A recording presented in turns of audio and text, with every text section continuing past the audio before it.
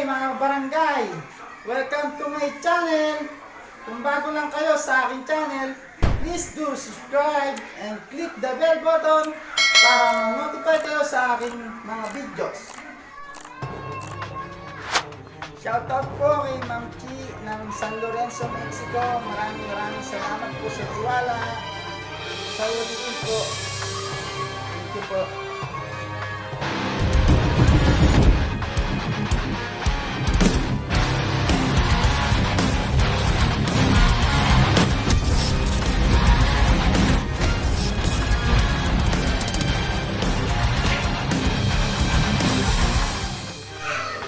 Ito mga kabarangay, sa paggawa ng ating hanger rack, ito yung mga kailangan natin mga tools: barena, grinder,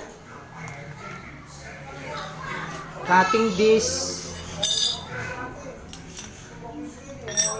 martilyo, metros, skwala, black screw, mga pako, stick wheel, pandikit sa kahoy.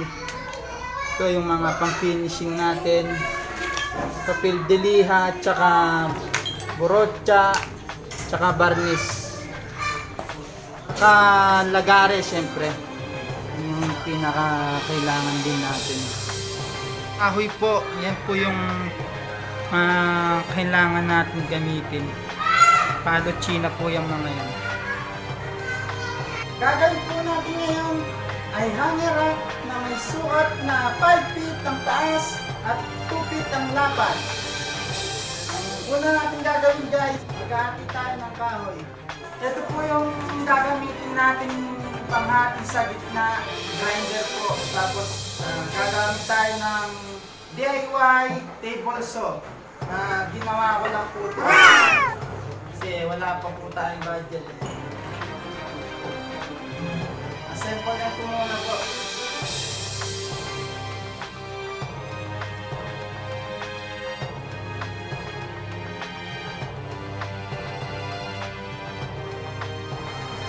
Ayan po siya, oh.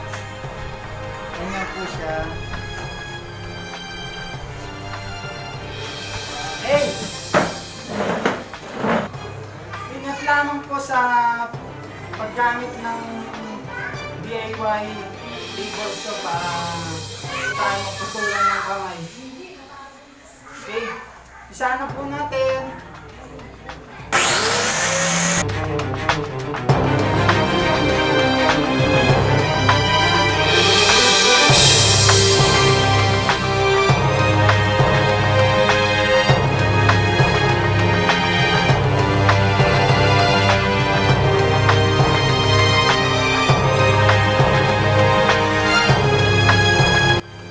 Tapos na tayo maglati ng kahoy.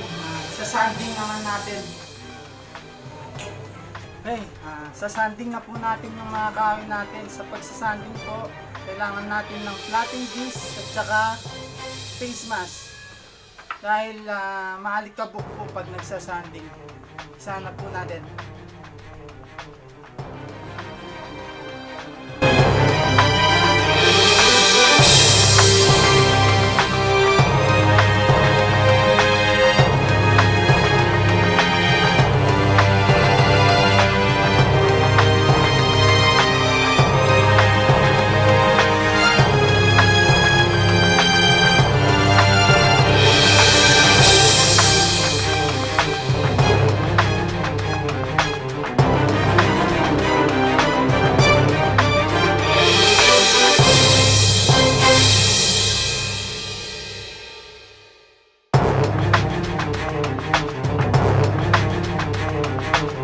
A few moments later. Ayan guys, tapos na tayo mag-sanding. Puputulin naman natin yung mga kahoy natin sa tamang sukat. Pagyan natin sa dalawa yung dahon. Ingat lang po sa paggamit ng lagare.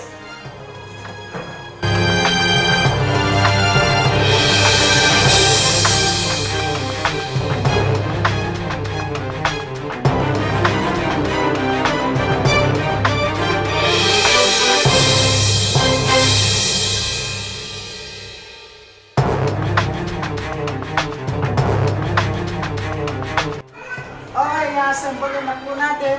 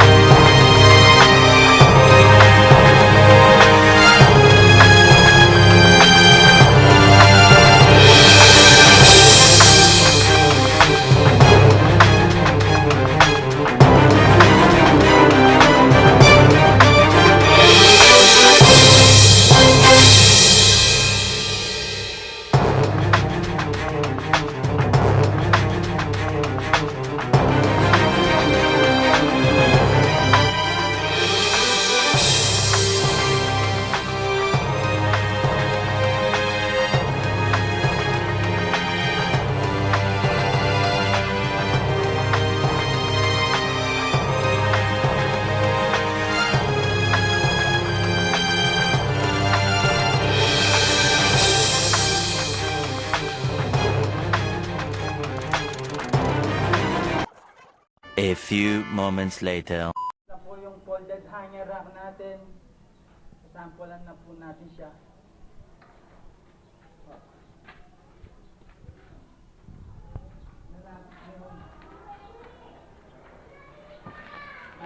Yan. Yan. Yan mga kabarangay. Tignan niyo po yung folded hanger rack natin. Yan na po siya.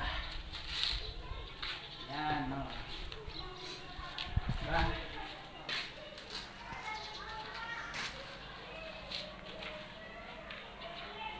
Babanisan pa po natin yan. Bali, sinampulan pa lang po natin. For finishing na po siya yan. Okay, mamaya na lang po ulit. A few moments later.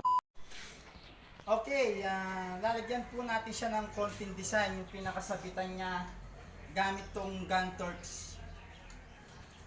Tignan nyo po. Okay.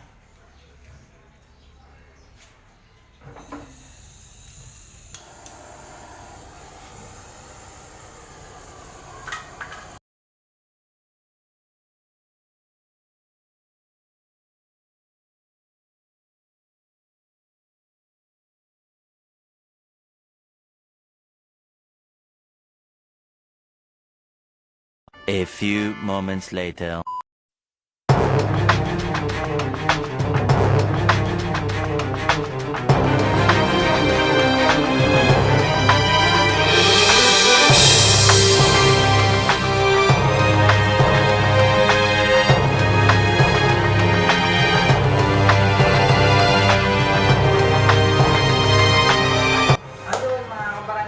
Salamat po sa panonood. Muli, nakatapos na naman po tayo ng isang project. Kung gusto po ninyo magpagawa, PM nyo lang po ako dito sa aking messenger.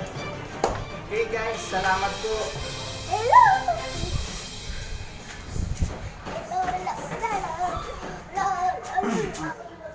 Shoutout nga po pala kay Sir Boots Rason, Jenny Ann Pangilinan, Arod Laksamana, bantay mo na maayos si Elia. Okay, salamat!